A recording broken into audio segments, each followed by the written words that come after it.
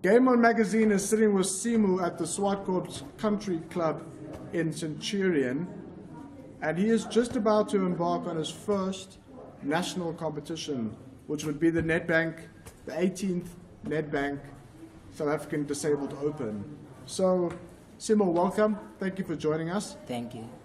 We heard that this is a series of firsts for you. It's your first national tournament. You flew up from Cape Town, which happened to be your first plane ride, and you got to meet your hero as well. But let's start off with what happened. Why was your leg amputated? Oh, I was in an accident, train accident. One day morning, I fell in the train. And when was that? It was on June the 3rd, 2013. And when they told you that they needed to amputate your leg, what went through your head? Were you scared? They didn't tell me. They call my mother, so she came in and she had to sign because it was too critical. So I was on what is that drug? Morphine. Morphine, yes. So you woke up and your leg was gone. Yeah. That I think must be even more scary than being told your leg is going to be taken away. Yes. And when you left hospital, how did you cope? It was very hard because at first I didn't know how to walk on crutches. It was new for me, and I had to adapt the things, how to do it at home, to try to walk around, to go to school every morning, even to try my leg, which is I don't use it anymore. But are you okay now? Are you living a good life now? In terms of, are you able to cope now with only having one leg, or is it still difficult? At times, still difficult because sometimes when I go to school, it's raining, so I can't run. So the rain catches me, and so you struggle. Yeah. But you're getting up every morning and you're continuing with your life. Yes. Well, that's very good. That's all we can do, Simu. Yes. You are quite a good golfer.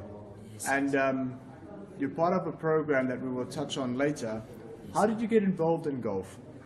The lady called Frances, but I call her Noma Witu, and she introduced me to her boss, Auntie Lely. I call her Auntie Lely, and Auntie Lely said that I must bring me and my parent to the golf club, Kings David Golf Club, where I started practice golf. And when you started playing golf, why were you attracted to golf? I mean, there's a lot of other sports that you can play. Why did you want to do golf out of everything that you could play? Golf, it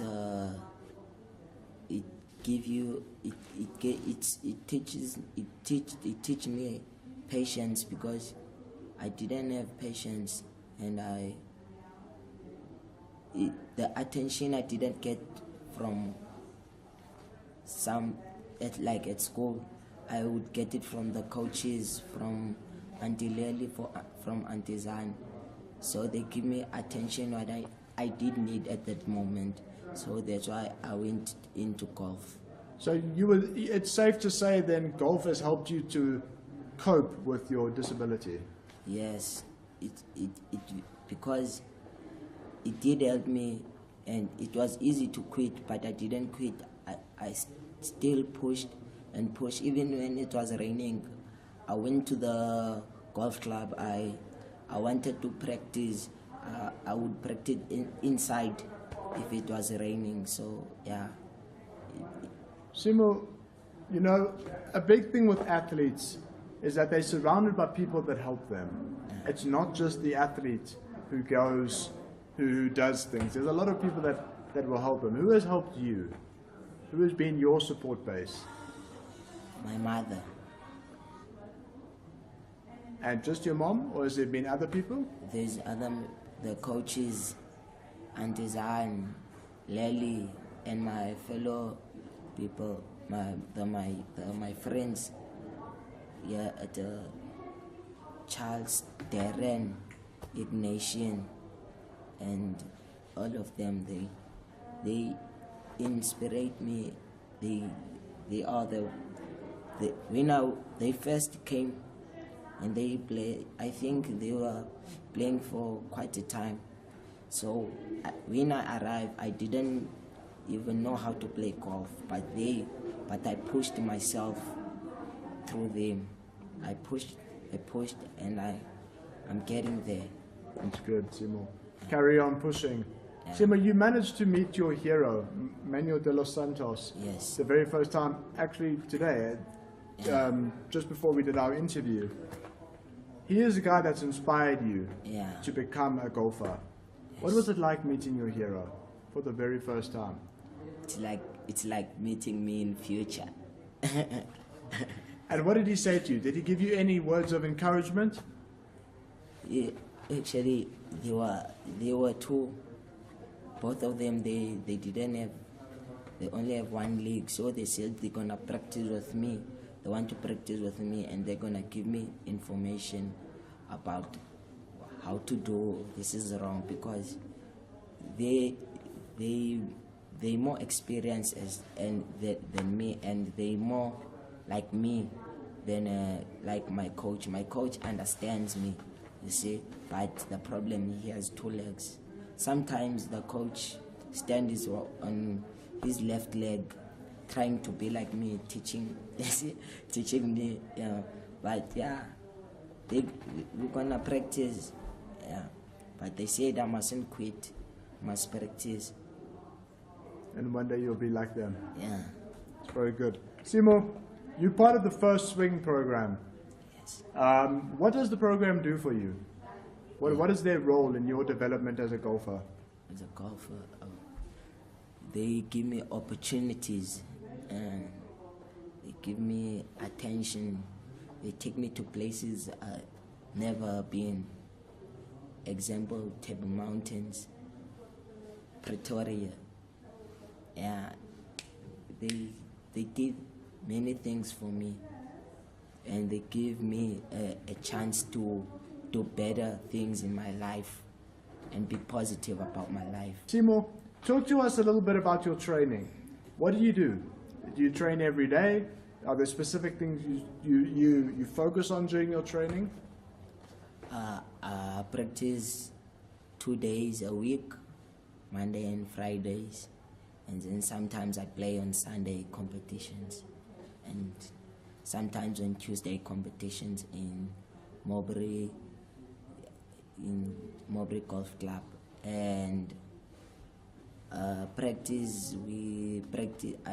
I'm now focusing on putting, because putting, it's the most where you have to look. You must check your distance, your lining, and I have to be more.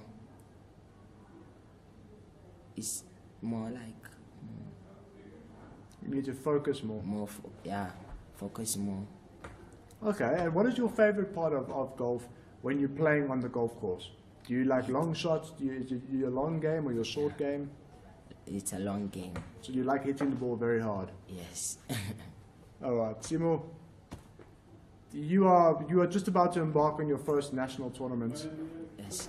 It's a very prestigious tournament. There's a lot of overseas competitors, but for yourself, what do you want to achieve? Not just at this tournament, but throughout your golfing career. I want to play in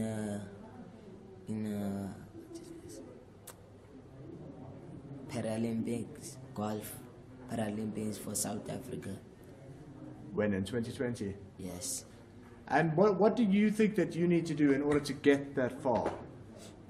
I need to train more, and golf, it's like you have to practice, practice, and until early, and my coach is giving me that, but it's up to me to tell myself that I'm ready or I'm not ready. So I have to train.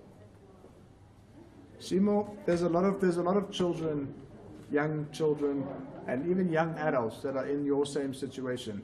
Maybe not as a one-leg amputee, but struggling with different sorts of stuff. Maybe not even disabilities, maybe emotional stuff. Maybe their families are not doing very well. What would you say to them? What words of encouragement would you give to young children or young adults that need a little bit of support? What would you say to them, considering you've been through all of this? If you want to have a better future, you must work very, very hard, because you don't know how I worked to be in this place today, and you must work, go to school, and have respect, because if you don't have respect, nobody's gonna want to be with you and want to take you to places. So you have to go to school and work, and you have to dream. Even if you dream as you want to be a president, maybe if you dream as a president, you can be a law. You see. Yeah. Simu, thank you so much for joining us at Game On Magazine. It's been an absolute pleasure talking to you today.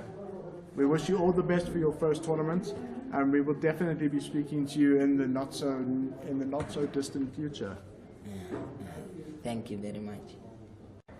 Game On Magazine is sitting with Eugene, the CEO of the South African Disabled Golf Association, and they run a program called First Swing Program. Eugene, could you tell us a little bit more about this program? Yes.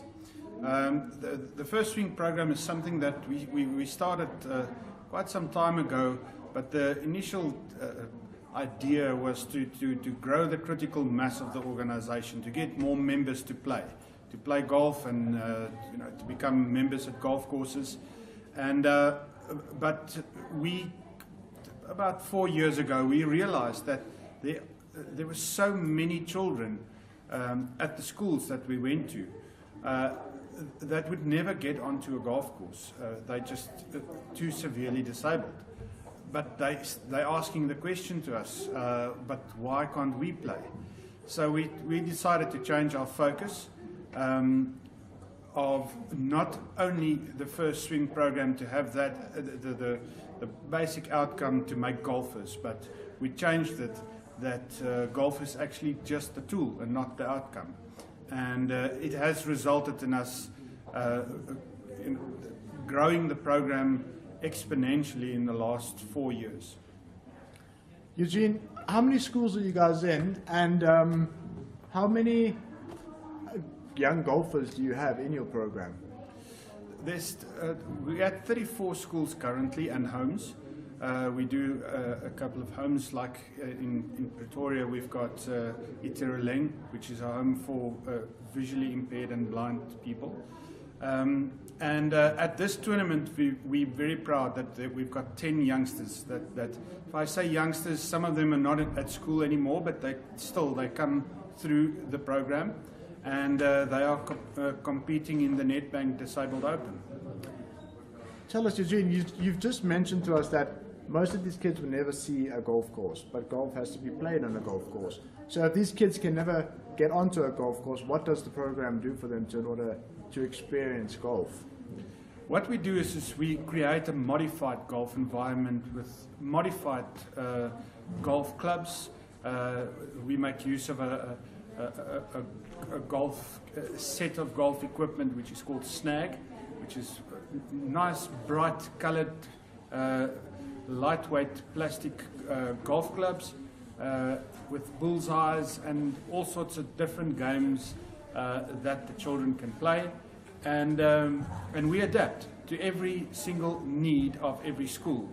And we go to the school and we create this environment at every single school that we go to. That's fantastic, Eugene. In terms of funding, because every grassroots sports development program costs money. How do you guys source your funding in order to assist these young kids? Well, it's a combination of many things. We do outright fundraising with golf days. We have various golf days, and we even have one in the UK where we go over there and we have a golf day, and with the current currency conversion from pound to rand, we only need to make £5 to get 5 gazillion rand. You don't have to put that in. But so fundraising is one area where we raise funds. Corporate funding has played a big part in our growth up to now. But like with any type of funding, it's volatile. It changes all the time. Relationships end. So we are looking at different ways to reduce our dependency on corporate funding. We also get a little bit of funding from some municipalities, and then obviously golf unions support us, and then the Nomads of South Africa, which is an organisation similar to the Lions and Rotary, but they are only golfers who raises money for the furtherance of golf, and they have been supporting us for some years. And then also the Sports Trust supports us with kit that they give us every year, which we distribute at the schools. Okay. Tell us, Eugene, do you guys accept donations from the general public? And if you do, how can one donate? Absolutely. We are busy looking at that. We are busy looking at a portal. I'm looking at a company. So we up to now, we have not really depended on that. But as I just said, we need to seriously consider that, and we have done some work in setting that up. So our website is a good start because there all our information is on. They can look us up on Facebook and get in touch with us. Lily runs the First Swing program, and also this wonderful tournament that we're going to play. She's the engine of the South African Disabled Golf Association. Eugene, thank you so much for joining us at Game On Magazine, and just explaining a little bit more what the First Swing program is. The First Swing program is a program for school children predominantly, that we cater for all disabilities in the different schools. We go to the schools, we create a modified golf environment for them, and then also those children that do excel and like Simu, that can push on and get a golf handicap. We have 5 levels of disability, and level 1 being severely disabled, level 5 being a player in the national team, having a single figure golf handicap. But the First Swing program is countrywide at 34 schools, and at the moment more than 900 children benefit from this program. Eugene, thank you so much for joining us at Game On Magazine. Thank you.